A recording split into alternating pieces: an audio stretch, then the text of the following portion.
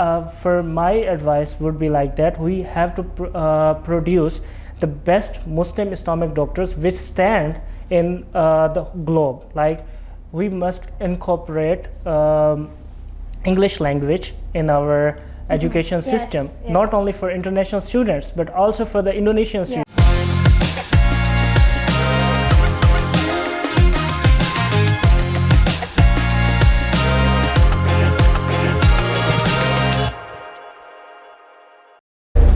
Hello and welcome to another episode of Global Perspectives Unleashed. Today we're very excited to be back again with a new conversation, and this time it didn't take us long. We're back again here with a brand new guest, an international student who's currently studying at the State Islamic University, Syarif Hidayatullah Jakarta.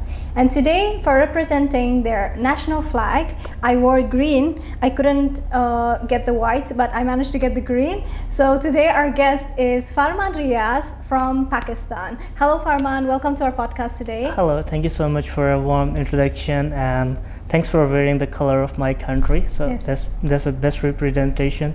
Thank you so much. Thank you for giving us your time to be here with us on our podcast. So could you please introduce yourself to our viewers? Okay, my pleasure for being here. First of all, I will be giving a short introduction of me. I'm Farman Riaz, an international medical student at UIN Syarif Hidayatullah Jakarta. I'm studying like in my third year, and also I'm serving as the chief organizer of Pakistani International Medical Student Association, chapter Indonesia, and also serving as the overseas ambassador of Shaukat Khanum Memorial Cancer Hospital. And I'm the founder and organizer of the new organization which gonna for the empowerment of youth, which is Zori Nexa Youth Collective. Wow, that's amazing. A short. And I want to add it too. Just being a student at Syarif Hidayatullah Jakarta, a peer rising researcher with almost 3 publications in the peer-reviewed journals, and continuing my research. So that's Thank you so much. We are so honored to have you on our podcast today. So would you like to tell us, how did you first come to Indonesia, Farman? That's a very good question. I usually it usually been asked by the Indonesian friends too. Okay. Like when I completed my high school, I was searching for different countries about their scholarships because it was my dream to be a doctor. Yes. Along with it was my dream to study abroad. Okay. So I've found different scholarships, and I came to know about the Indonesia and its education system. The more I researched, the more I got interested into that. Okay. And after that, I applied for different scholarships. I got accepted for a cultural exchange program and for different bachelor programs. Then first I chose to come for the cultural program on a fully funded. It was a fully funded too. I studied Bahasa Indonesia here, explored the culture, and next I continued my studies here. Okay, so you said that you were searching about Indonesia before applying for university. So what was your first impression when you first came to Indonesia? It was like when I firstly came to Indonesia, it was not a different from my own country because the people here are very polite. Yes. And one more important thing, because when I firstly came here, I directly went to Yogyakarta. Okay. And it is known as the city of polite people. Yes. They, the way they respect us, the way they care for the foreigners, that fascinated me a lot.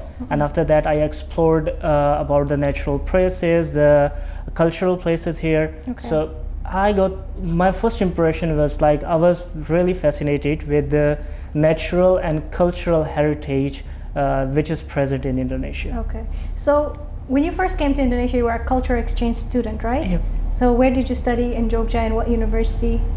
I was at Universitas Negeri Yogyakarta, UIN. Okay. So what convinced you to continue your bachelor's degree in medicine after being a cultural exchange student, and why specifically did you choose UIN Jakarta, and why specifically did you choose medicine as the major you wanted to study? First of all, I will answer the last part first, because studying medicine is my dream of life from my childhood. I want to become a neurosurgeon or maybe a surgeon specialist. Yes. And after that, why I choose UIN Syarif Hidayatullah Jakarta. When I was exploring the culture here, and I was willing to be in a university which also teaches the research also teaches the Islamic perspective along with the medical knowledge. And I researched about UIN Syarif Hidayatullah Jakarta. It was not only the university I got offered from. I got offer from different universities for medicine from different countries too. But I decided to come here because here I will be not only becoming a doctor, I will be becoming a Muslim doctor. So here in my first semester I studied Arabic language. In my also I'm studying the Tajweed al-Quran, the Dawa, along with my medical studies. Because a mix of Islamic studies and also theoretical studies. That's a good thing which I liked about Indonesia. And for those who are coming from Islamic State and wanna continue their studies, so must join UIN Syarif Hidayatullah Jakarta to lead the world against the Islamophobia and to lead the world, to show the world that Muslims are the best community here in the world. Thank you. And I'm more honored now to have you on my podcast after hearing what you're saying. So one thing, Farman, that I had in mind was that after India, Pakistan is well known for its healthcare services. So why choose Indonesia to study medicine? Because, you know, around the world or in South Asia, Pakistan's medical system is known as one of the strongest healthcare systems. So why choose Indonesia? That's a very impressive question. But one thing, I would not say that the Indonesia don't have a best education system, but it is a reality too. The India and Pakistan are having the best healthcare Pakistan system. is more advanced in its medical healthcare. Yes. So there would be someone. I'm not a person who just want to be a doctor.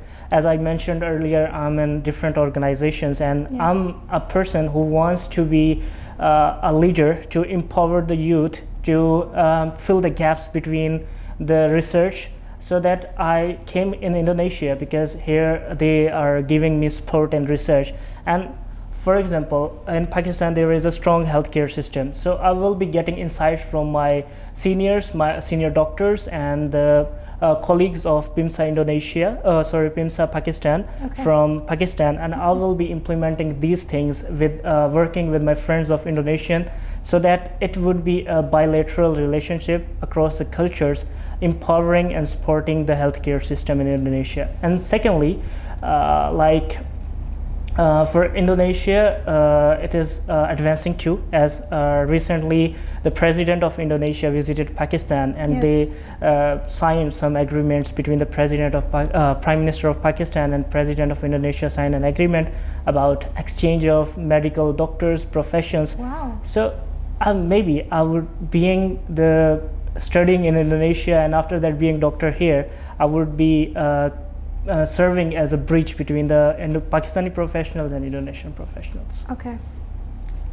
How have your studies been in Indonesia? What difference do you see in yourself from your first semester until now that you're in your third semester?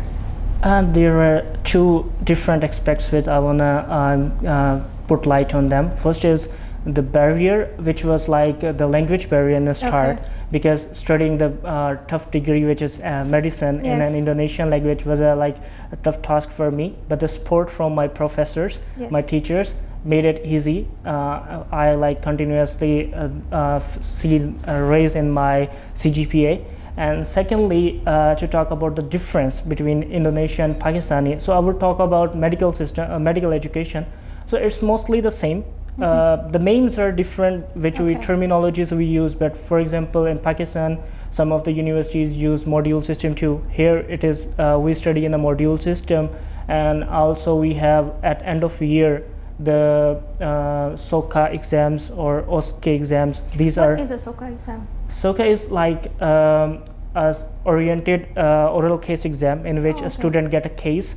Whatever he has studied in a whole year, he will be presenting in front of the professors or a jury in the form of presentation. After the jury will ask some questions. If he clear, he will be get passed. If he didn't pass this exam, he will not move. He will not be moving to the next year. He will repeating the year. And second is OSCE, which is like the clinical practice. So we will be treating the patient like a stimulation to treat the real patients. And it almost has 30 stations at the end of the year, and if you fail one station, you will be repeating the year. So How about your friends? How was your group studies going on with your friends in class? That's like here the people of Indonesia and my friends are very cooperative. Okay. We have group discussion on every Monday and Thursday. It is a part of our education where we discuss the cases about the patients we get. So they help me a lot. I help them with the research from outside the Indonesia, with the international research.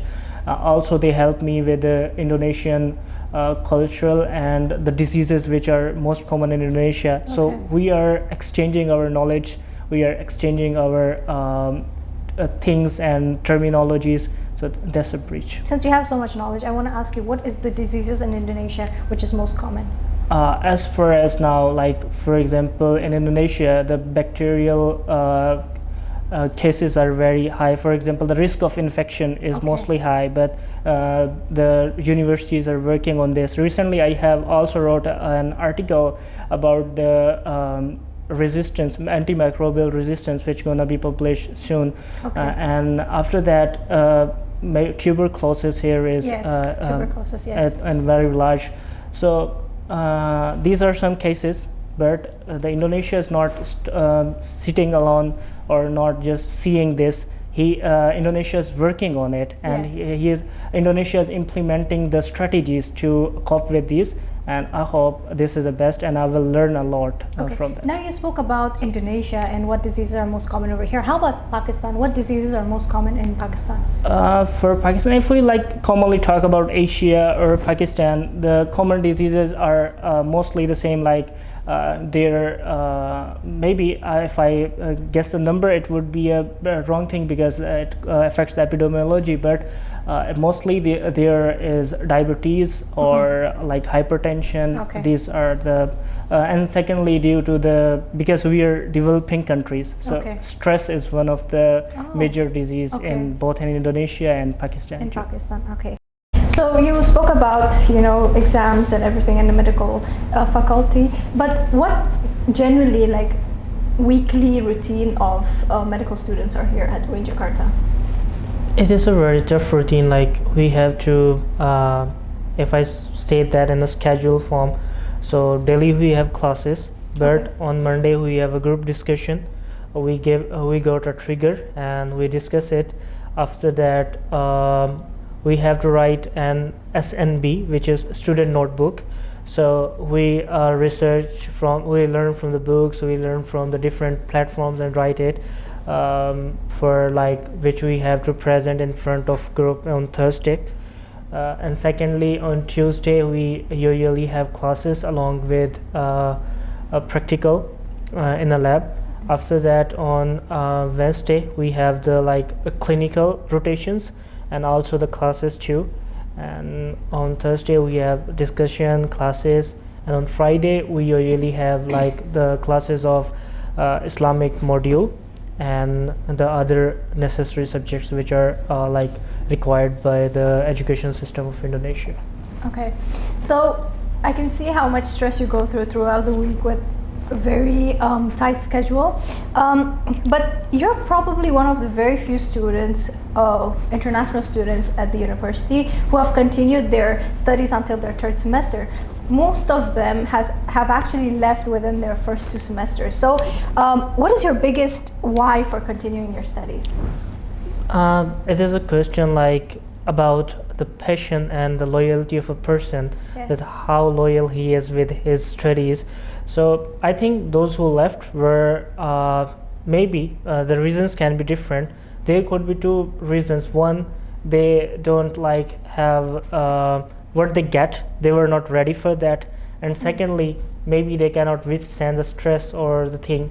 For me, I'm being withstand, and I'm proceeding with a speed because of my support from my faculty. So we cannot say that they were not got that support, but support was given to them too. But the main thing is my loyalty and my passion about studying the medicine and leading toward the healthcare system. So maybe that could be the reason. So long story short, if I ask you who or what is your biggest support system, what would you say? For sports system, there are different parts of Okay. sport which I get Okay. on my daily life. Okay. One is like for educational sport, I usually get from the teachers, the professors of my faculty, the dean, the vice dean. And if to talk about my financial sport, so international office supports me with the stipend which I give Yes. on The a rector monthly basis. scholarship, Yep. yes. And secondly, my brother, who is a professor in Turkey, Wow. so he supports me with that. My family, and Okay. to talk about the emotional support and other, I have some close friends, which are more than a friends. So they support me in every part of my life. Whenever I feel some exhausted with the stress, or I got them standing with me. So as a whole, there are many people behind a Farman who is sitting here. So it's not only me, it's the Yes. prayer of my family, it's the support of my friends, my colleagues, and it's the support from my teachers. When you live miles away from your family, your friends become your family. So hats off to all the friends who support us and keep us happy and keep us going on for our education.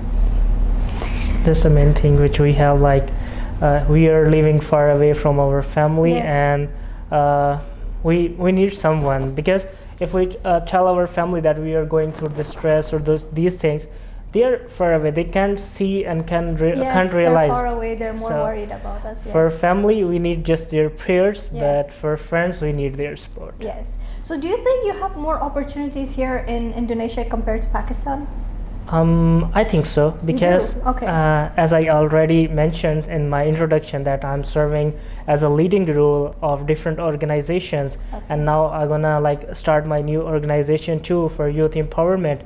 So these are the things which I get after being a student in Indonesia, most probably because here the mindset which I came with and the support I got from the friends and the teachers, that made me to do that. Secondly, it's about the research, because I love to research, and I want to fill the gap in the healthcare system.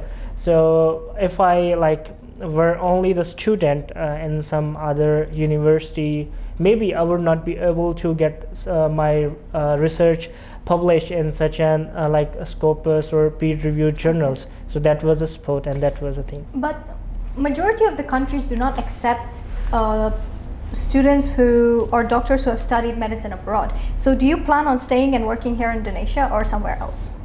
For now, I'm unable to answer this question, Okay. because there are two things. One is I will be getting the license maybe after clearing the exam in Indonesia, but who knows where the fate will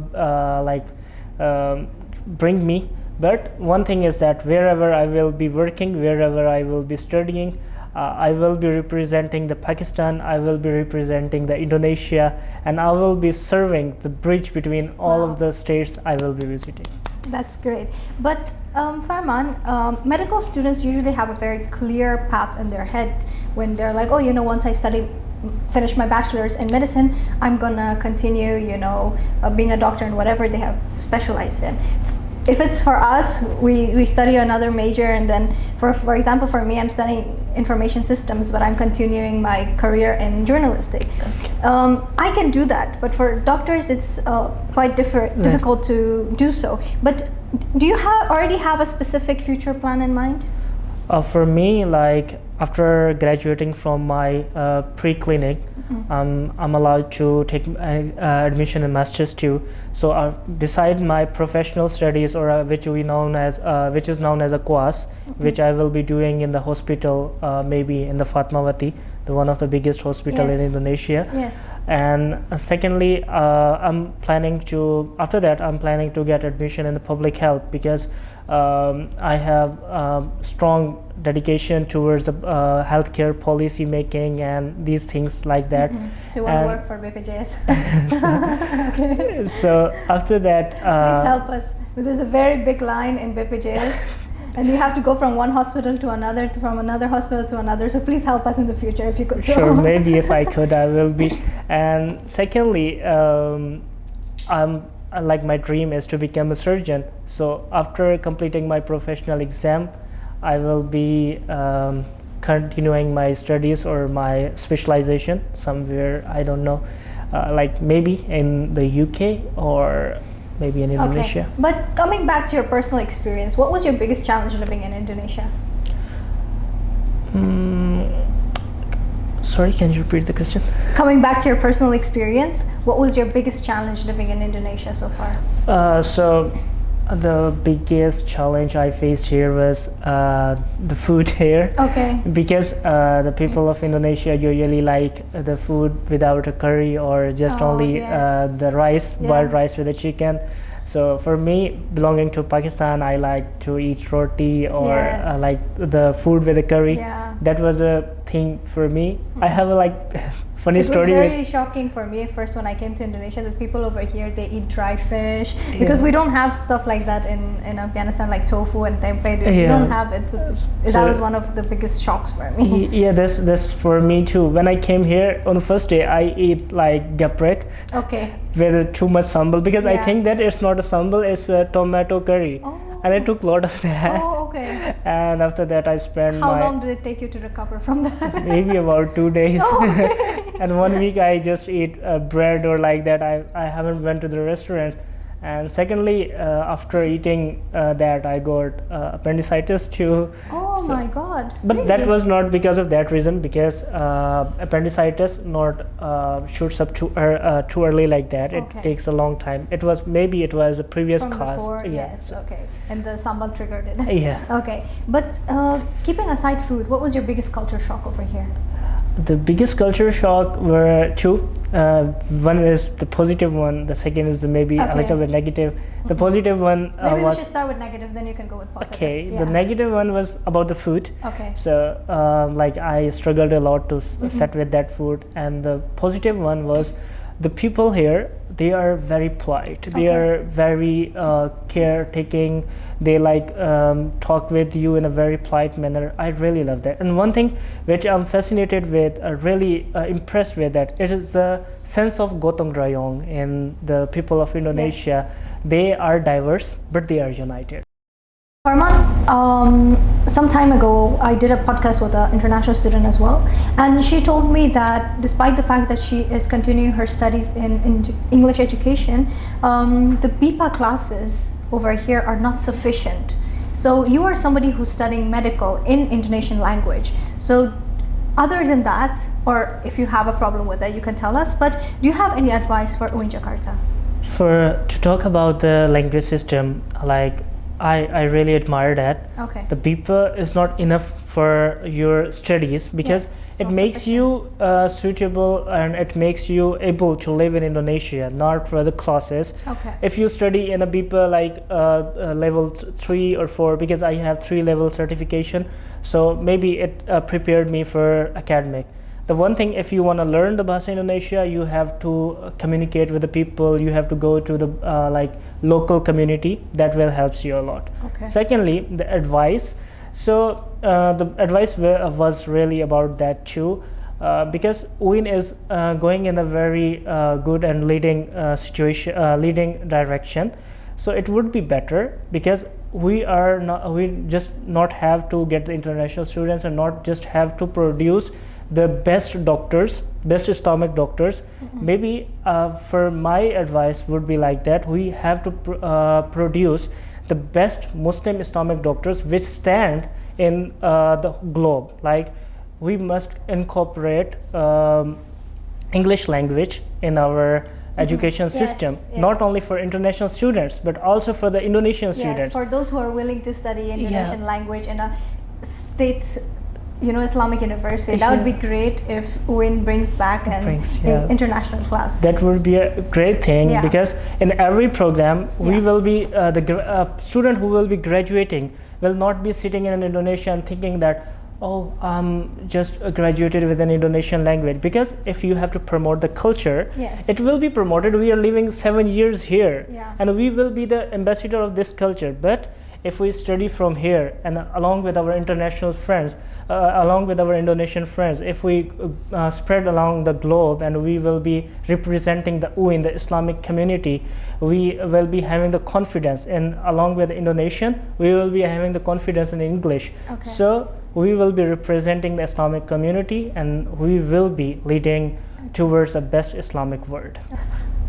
Thank you so much, Farman, for giving us your time, and I hope that your journey inspires other people to come to Indonesia to, you know, continue their higher education, and more specifically, they come to UIN Jakarta. But before I end the podcast, do you have any words for our audience? Any words of wisdom, last words for our audience? Like I will be saying that being the leader of many organizations, being the student, and being a medical student, I would advise the youth, I would advise the Islamic states, the students, to join the Indonesian universities. They are the best universities in the globe. They are leading toward a global direction. Yes. And if you come to UIN Syarif Hidayatullah Jakarta, you will not be studying your major, you will be also studying the Islam, which is a basic necessity for us, and we will be preparing for our this world and the hereafter. Yes. And if you have any like difficulties, here are the international office, the the other communities which are ready to help you. Just text them, just email them, and get ready the path you are choosing for you. Okay. So, and to our listeners, thank you so much and for tuning in and watching us until the end. Until next time when we come again with another international student. Goodbye.